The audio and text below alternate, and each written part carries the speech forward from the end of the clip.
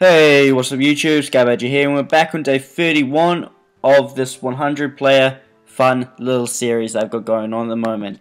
So if we have a look at the newspaper, we can see that we are still in first, but South Africa is catching up. Now I am slightly annoyed about that. Fair enough, he's getting all this land from Spain that Spain took back from him, but yeah, he's just in a really good position, and you know, it's kind of like we were earlier on when National China and this guy went inactive, in that Spain's getting thrashed and pushed back in every way possible, and then Italy's gone inactive, so it's just left, you know, South Africa to go on these long raids, which is, yeah, you know, kind of sad to see. It'll be pretty easy to get that land back though in the future if we need to. So, where are we at the moment? In the newspaper, we can see that in terms of most advanced nations, we are up there, tied. Well, we're in third place, but it can't be too much. And we're tied with New England and Venezuela. Now, Venezuela has been out of the game for an incredibly long time. I think the last 5 days, maybe. So it shows how far ahead in research he was when he went inactive. So if we have a look at what we're researching at the moment, we are researching level 5 infantry. Now infantry makes up the core of our army, so making sure that's up to date is vital. With day 30 ticking over pretty soon as well, we're going to have a whole lot more infantry upgrades that we need to get. And on that note, I should probably invest a little more time in that. You'll also see that I am researching rockets, and that's because in order to get to and make the most of the secrets tab and the nuclear options, we need to get rockets to get nuclear rockets. So we're going down that path at the moment. Building rockets as well will also help us to dislodge the South Indian Army, which we're now at war with. I think when I left off we were at war with them. I don't know. Regardless though, we're at war with India now, and that's because as we were trying to rebuild this player right here, he was giving us a hard time. He wasn't exactly letting me do it easily. He kept, you know, coming in and taking back the territory that I was helping this player rebuild. It just wasn't going well. Anyway, so I thought I deployed more than 2 anti-air there. I guess some have probably been shot down, which is fair enough. In fact, I might even go as far as to overlap these two, because by the looks of it, they can patrol over both cities at the same time, and they'll offer each other a bit more protection. Oh, it's almost a little too close. Can we protect both cities at the same time? Yeah, we can just. Okay, there we go. So that's the plan right there. Overlap those, cover both cities at the same time, take less damage. Sweet as. So, anyway, now with South India now on our list of targets to destroy, I've had to cancel a lot of the buildings we had planned, and we can see that reflected in our food. Our food is dropping, and it's dropping fast. We're going to have to turn off those barracks reasonably soon, these upgrades that are running, but we're nearly finished constructing the last of the infantry we need to be able to actually attack South India. So at the moment we do have air superiority over the region, and we can very easily make the most of that. On top of the fact I believe that I'm more active than South India, taking them out should not be too big of an issue. As we can see, he's got stacks like this all over the place, militia. You know a war is going to be easy when you see your opponent has a militia. Trust me, this is going to be a walk in the park.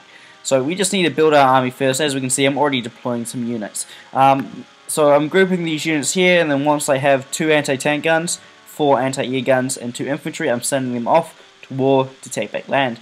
I also have this larger group down here that is a little bit more prepared for the occasion, equipped with artillery and even a tank destroyer. Now that tank destroyer is there purely just because it will add some extra armor to it and spread out any damage that the unit takes. So having that in there will help keep it up longer.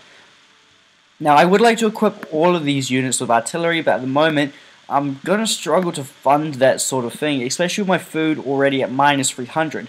Even if I turn off all of my barracks, I'm still going to be around 2,000 food short a day. Now, if I focus on that, I can probably fix it within a day, but I still have a lot of other stuff I need to build. And in my build queue, where there was heaps of fortifications going up all over the place, we have heaps of interceptors. So I've dug myself into a pretty deep hole here. In order to stay competitive and keep up with the game, I've had to abandon my building plans for the near future. And by the near future, I mean really just the next day. this time tomorrow, when the last interceptor is under construction, I can, even probably before that, I can begin to focus back on our economy and invest more into our food. If we have a look at what we're building, we're not building all that much at all. We've got a little bit of investments going into, you know, metal and oil, but these are just in our core territories, making sure we're producing at max. Now, our oil is still going strong considering the amount of ships and aircraft we have been producing, and that is awesome to see. As we can see, we've got heaps under construction. In fact, now that our infantry is done, I can probably actually do to turn off some barracks. So we probably don't need that going, we don't need that going. These aren't in any rush. Cruisers take way too long to produce, so I'll leave those barracks going. And the submarines, though, they don't need to be rushed, so leave that. Same with strategic bombers, they take way too long, and the aircraft, I really need them ASAP, so I'll leave those going. But that's already taken some pressure off, and as you can see, we're now, you know, quite a bit closer. That's almost a minus 100 off right there, so that's already a pretty good start. Now, as morale continues to drop, that food problem is only going to get worse. If we click on a, you know, just any province up in this region, this food province for example, we can see that it is still falling. Now, I have taken measures to decrease the number of people I'm at war with. Doing that will definitely make things a lot easier. Now, we never meant to be at war with East Siberia, so although I could keep pushing forwards, by the time we push all the way over to here, we're never going to be able to hold any territory we capture over here while we're at war with 4 other people. So what we are going to do is, we've, you know, offered Siberia peace, and it's now just up to Siberia to accept it. And as we all know, the AIs take their time, so we'll eventually get there. If we have a look at the other people we are at war with, we can see that did offer that AI peace. You can take it.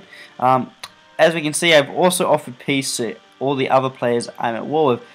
Hey, it looks as if National China has finally been defeated. No, National China just accepted my peace offering. So that's 1 down. 3 or 4 left to go. So, you know, we're making progress. If I hadn't of accidentally ended up attacking East Siberia, we'd be definitely in a better position right now. But, I mean, these sort of things happen. So there's not much else more to say. We've talked about the shit state that our economy's in, although that really only comes down to food. We can lift ourselves out of this anytime we want. We just have to put in the effort. I'm very keen to do it as soon as possible as well, so we keep the reserve amount of food we have high. It's very, very useful to make sure you always have a stockpile of food in the background. Food is pretty cheap on the market at the moment, as with goods, just about anything really. Oil's probably the most expensive, so yeah, we'll buy that. As you can see, we're low on money and low on rear as well, but we sold about 9,000 rear to make $100,000 to buy more oil and metal to keep our building projects going on time. So that's where all that went there.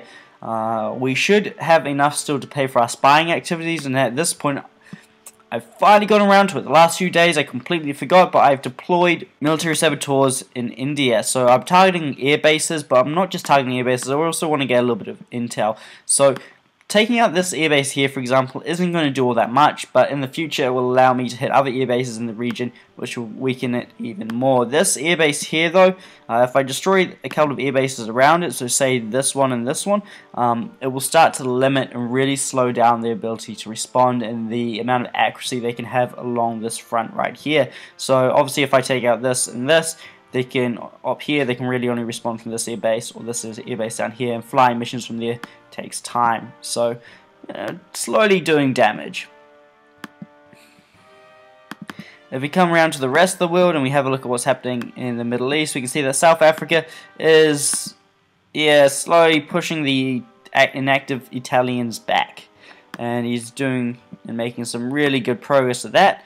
Over here in Spain, we've got battleships out just attacking enemy troops in the region, and it looks as though we're now done shelling Barcelona.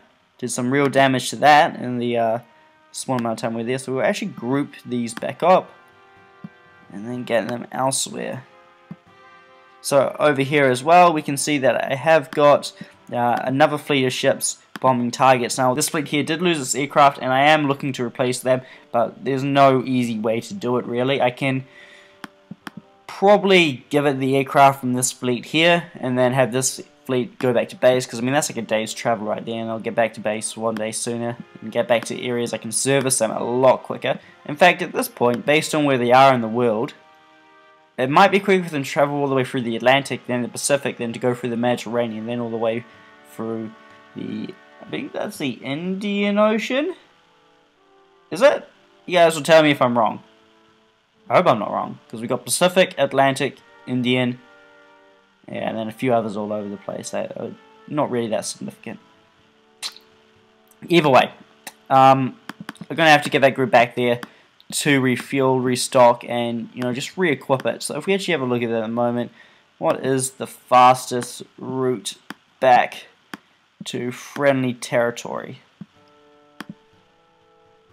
How far across this way? Okay, if I want to go all the way back to New Zealand, which I won't do to refuel, it's quicker to go through North America. If I want to go this way, it's quicker to go through the Mediterranean. Regardless, though, I think I'll send it back to here, because that seems like the fastest. So, yeah, that's the plan. So if we send it to there, that's going to take 3 days and 17 hours. If we want to send it back to New Zealand, though, that's going to take 4 days and 3 hours. So we now know that's definitely going to be cheaper. Definitely going to be quicker to go this way. So with that out of the way, we do have the aircraft around to actually restock it if we wish. As we can see, we have some naval bombers just flying around, just patrolling at the moment, and we have plenty of interceptors laying around. Once the next batch of interceptors is done, actually I should probably do that now. I'm going to regroup these aircraft. So we click like that, and we got any sitting around down here. God damn it. Oh, that sucks. I can always do is I can also always issue the stop command, but then I'll return them to base. That there is already returning to base, so what I'll have to do is I'll have to order that again to go back and attack that. I hate it when that happens. Yeah, so let's double click on these. Come up here and unselect that. And we should be good to go. And select them and get them flying all the way through there. And that's 9 more interceptors. They'll be in action soon. As we can see, we've got more strategic bombers heading into the area, so we're looking pretty good. So I'm going to end the episode here. Thank you for watching, and I'll see you in the next episode.